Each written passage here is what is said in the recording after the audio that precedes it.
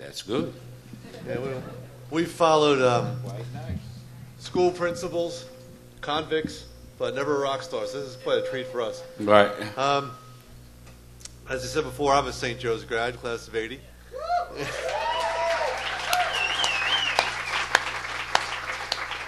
I think last time I was up here, I was acting out part of the Rocky Horror Picture Show. Yeah. So I'm 49 years old now. Yeah, just a hair. A little bit. A little bit. Yeah. Cool. Joe and I are for Think First. And Think First has people like us who are sufferers of traumatic injuries. And we come out and speak to people like you, normally in high schools or people that get arrested, something like that. And I always wanted to come to colleges because I know how wild I was when I was in college, I'll tell you right now. Drank a lot, had a lot of fun, and you didn't realize that you're not invulnerable now, and we know now. Nobody told me when I was your age that by the time you're 40, Paul, you'll be paralyzed. So I guess I'll just start by telling my story. Was trying to prepare a speech before I came up, but I'm not very good at speeches. I'm much more of a talker, so we're just going to sit here and talk to you and tell you what our story is, and hopefully you'll listen to us and learn something from us. On December 21st, 1998, life was going really, really good for me. I was married to a beautiful woman. She's sitting right over there. A St. Joe's grad as well, class of '83.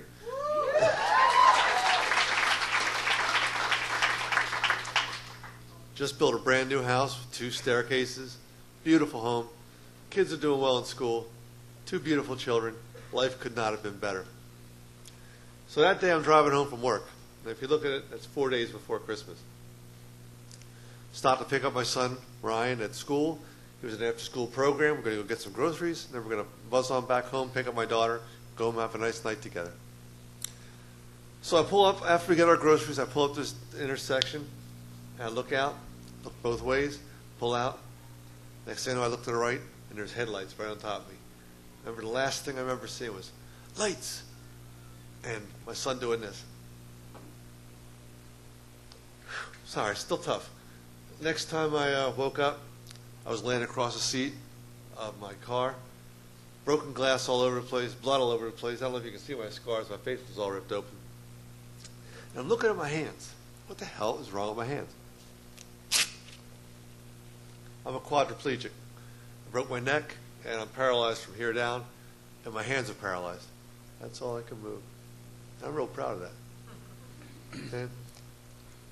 So I'm laying there, and I can never describe it because it's just an incredible situation. You're laying there in this dreamlike state, coming out of unconsciousness, and I just remember that cold air blowing through the car. It still freaks me out sometimes when I'm driving on nights like this. So I'm laying there, and a guy sticks his head in the window and says, "Come on, crawl out of the car." I said, "I can't move." And I'm in and out of consciousness. And the guys come in, they put me on a backboard, and they start carrying me out. Halfway out of the car, it hits me. Where's my son? He was right there. Where is he? And you know, if you've ever been with a child, you're babysitting a child, you're in a mall or something like that, and they disappear for a second, and your heart stops, it's 10,000 times worse than that when you're in an accident covered in your own blood.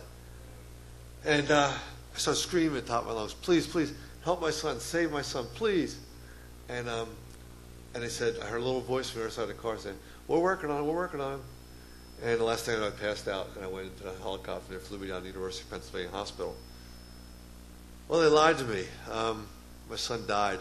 He was ejected from the vehicle, 9.5 years old. Ejected from the vehicle, died of severe head trauma. That's a tough thing to live with. It's just very difficult. And the next thing you know, you're paralyzed. Nobody told me that morning when I went up to kiss my wife goodnight. That was the last time I was going up those stairs. As a matter of fact, that morning, I went down the stairs. I was so happy. I ran back up the stairs again, kissed her goodbye, and she was looking at me and goes, "You just kissed me goodbye." I said, "Yeah, just because." It was the last time I climbed those steps. You don't get a warning. Nobody says, "By the way, Paul, this is the last night you have walking. You know, enjoy it. Tomorrow you're paralyzed. Tomorrow your son's dead too." Nobody does that. It comes on you in the blink of an eye. And I know when I was your age, I never thought that way. I never thought, "Oh, this could happen to me." It's always the other guy. The other guy gets hurt. And Joe and I come from totally different backgrounds, different lifestyles, different everything. And we're both in the same boat. Mm-hmm. So I went to, they sent me down to the hospital, and everybody I knew was coming down crying, all looking at me crying. And I just figured I was going to die. And my daughter looked down at me and she said, "You got to get better, Dad." And I was like, oh, it's not about me. I have to do this. I'm not a hero. I just had to do it for my wife and for my child. My wife had the unpleasant task of telling me that my son had died right before they put me into surgery. I had a 13-hour surgery. I came out, and that was the first of 14 that I've had in the last 9 years to stay alive. I was 1 month in intensive care. You can see the scar on my neck. I used to have a tube coming out of that I used to breathe through.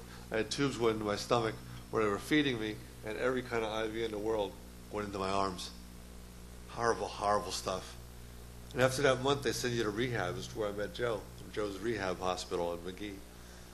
And when you're at McGee, people think you go to learn to walk again. Well, they don't. You learn to use whatever you have to benefit yourself in life and make yourself independent. Because that's all you want to be, is independent. You just, all of a sudden, everything's so important to you, the stuff you took for granted. I want to talk to you a little bit more about that later on. But you learn to use stuff like this to push your wheelchair. You can see the calluses on my hand. You learn to do a lot of things. You learn that from here down, everything's dead. Sexual function is gone. Bladder function and control is gone. So you have to learn to insert a catheter into yourself with no fingers. Nasty, nasty, nasty stuff. So the reason we're here, the whole reason we're here is, I don't know any of you. I don't want this to happen to you. I don't want this to happen to you. It's a horrible, horrible thing to go through. And you're seeing a peak of the iceberg. Joe and I are out doing this kind of stuff. I work every day. Joe works every day full time. Most of the people like us die. They give up. They die. Joe can tell you some stories about people committing suicide. Life is so precious. It's just so precious that you just have to value it and protect it. We're called Think First because we want you guys to think before you do something. Think. Because life does not have a rewind button. You don't get 3 lives like in a video game. You screw up like this. And on that day, I broke the entire freaking world. I was paralyzed. My daughter lost a brother. My wife lost a stepchild. My ex-wife lost a child. All over. Because we weren't wearing seatbelts. Something simple as seatbelts. Joe's going to talk to you about, we talk about drugs and alcohol too, but I'm going to leave that to Joe. But I will tell you this. I was a student here, and I had a lot of fun here. Learned a lot. Learned a lot more than I thought I did, actually. I learned how to learn here. This is a great school. You're all very lucky to be here. I don't want to go on too long, but every morning of every day, people wake up and they think they're going to work, they're going to do something, they're going to class, and they think they're coming home that night. On December 21st, 1998, I didn't come home for 5 months. And that beautiful little blonde-haired boy, Ryan, never come home again. I don't normally do this, but Francie got me all pumped up about creativity. So I write poetry, and I don't normally do this in front of people, but I'm going to ask you to indulge me in a poem I wrote about my son. It's called A Promise Not Kept. It's the only one I have memorized. It goes like this. There's a song in my soul which is mournful and deep. It concerns a promise I did not keep. A promise was made to a babe long ago. A promise to guard and protect as you grow. Your life, it was taken in the blink of an eye. How many times have I wished it was mine?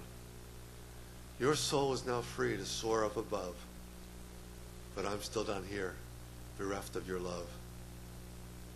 So forgive me, my son, for my promise not kept, as I cleanse my soul with the tears I have wept. That's a poem you never want to write.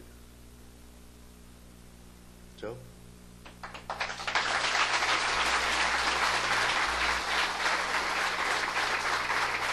Thank you. Thank you. God bless you all.